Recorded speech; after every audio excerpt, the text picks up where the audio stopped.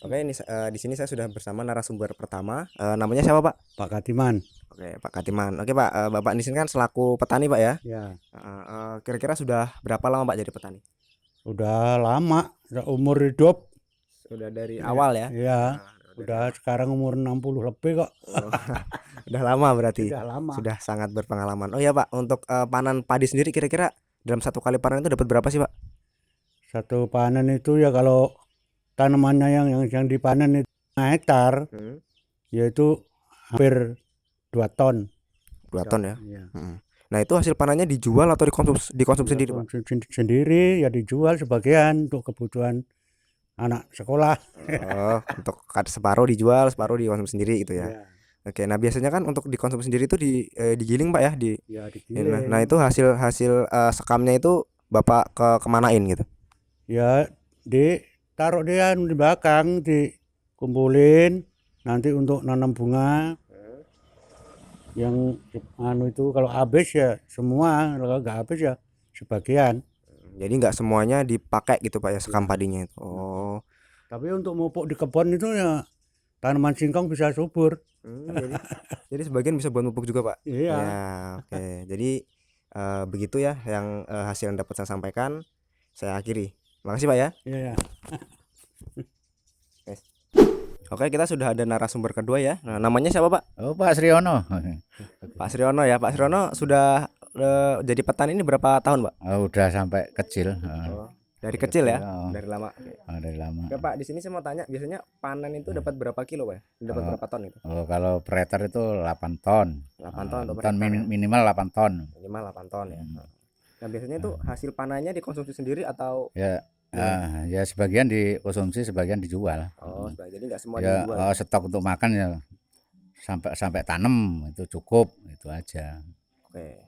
Nah, selanjutnya biasanya kalau dikonsumsi sendiri kan itu ini Pak ya, digiling ya. Ya Nah, digiling. itu hasil sekam atau anunya dibuang atau gimana, Pak? Kalau sekarangnya kan ini kan gilingan yang termasuk keliling, itu kan dibuang, cuma dibuang Oh, gitu. jadi sekamnya itu nggak dimanfaatin lagi, Pak ya? Enggak dimanfaatkan, ya dipupuk di kebunan gitu. Oh, cuma dipakai kebun sebagian. Bagian. Mungkin Pak segitu aja Pak ya. Makasih atas infonya. Sama-sama, Oke. makasih juga. Assalamualaikum warahmatullahi wabarakatuh. Perkenalkan, nama saya Ari Sugiarto. Di sini saya akan mempresentasikan sebuah hasil solusi. Secara garis besar kota Metro didominasi oleh pesawahan dengan sistem irigasi teknis yang mencapai 2.982,15 hektar atau 43,38% dari luas total wilayah. Padi merupakan hasil utama pertanian di samping mampu mencukupi kebutuhan pangan. Produksi padi juga menghasilkan limbah berupa sekam padi. Pemanfaatan limbah padi berupa sekam padi juga masih terbatas sebagai bahan bakar pembuatan batu bata dan pembuatan abu gosok. Limbah pertanian sering diartikan sebagai bahan pembuangan sisa dari proses pengolahan hasil pertanian. Pada setiap penggilingan padi selalu kita lihat tumpukan bahkan gunungan sekam yang semakin lama semakin tinggi. Assalamualaikum warahmatullahi wabarakatuh. Perkenalkan, nama saya Desnita Wahyu Putri.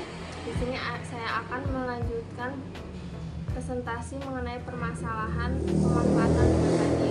Di sini sekam padi merupakan lapisan keras yang menutupi kariopsis yang terdiri dari dua belahan yang saling bertautan yang disebut lemma dan palea.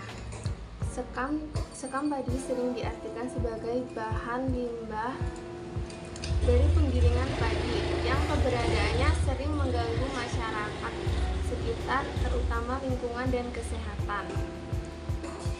Dari proses penggilingan padi ini biasanya menghasilkan sekam padi sebanyak 20-30%, kemudian 6-12%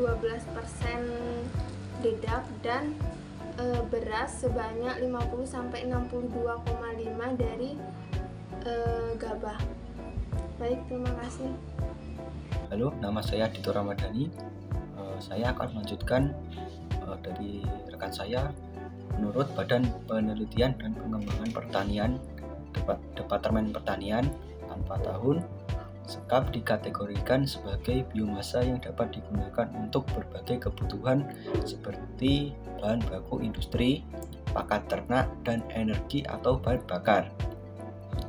Komposisi kimiawi sekam komponen persentase menurut Suharno pada tahun 1979, kadar air 9,2%, abu 17,71%, karbohidrat kasar 33,71%, dan menurut DTC IPB karbon atau zat arang 1,33%, hidrogen 1,54%, dan oksigen 33,64%, dan yang terakhir silika atau S102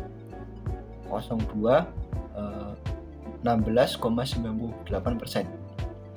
Ya, terima kasih. Assalamualaikum warahmatullahi wabarakatuh. Perkenalkan, nama saya Firman Eka Saputra. Di sini saya akan mempresentasikan untuk kasih solusi dan menyambung presentasi dari rekan saya sebelumnya. Sekam padi kebanyakan itu dibuang dan dibakar. Banyak petani yang belum mampu memanfaatkan karena minimnya kesadaran, pengetahuan, dan keterampilan. Oleh karena itu, dampak yang ditimbulkan adalah pencemaran lingkungan karena sekam padi itu tidak dapat terurai dengan baik. Strategi efektif dari pemanfaatan limbah sekam ini itu dapat dilakukan dengan alat dan teknologi yang sederhana. Briket bioarang yang dihasilkan dari sekam padi ini memiliki kelebihan, yaitu sangat baik digunakan untuk bahan bakar yang merata dan stabil. Jadi solusinya di sini dari permasalahan sekam padi, di sini kita memiliki solusi, yaitu kita mencoba membuat suatu usaha, di mana usaha ini adalah sebuah briket bioarang yang bahan utamanya adalah dari sekam padi.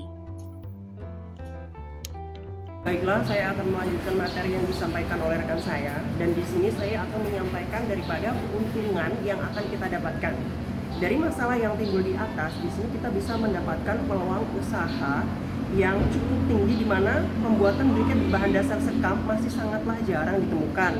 Dan juga selain itu, saat ini briket sekam sangat diminati oleh negara-negara asing, contohnya seperti Jepang, Arab Saudi, dan juga Turki, karena dapat memanfaatkan bahan kebutuhan untuk memasak, penerangan maupun kegiatan industri, sehingga potensi ekspor briket sarang sekam saat ini sangatlah cukup menjanjikan. Sekian dan terima kasih. Assalamualaikum warahmatullahi wabarakatuh.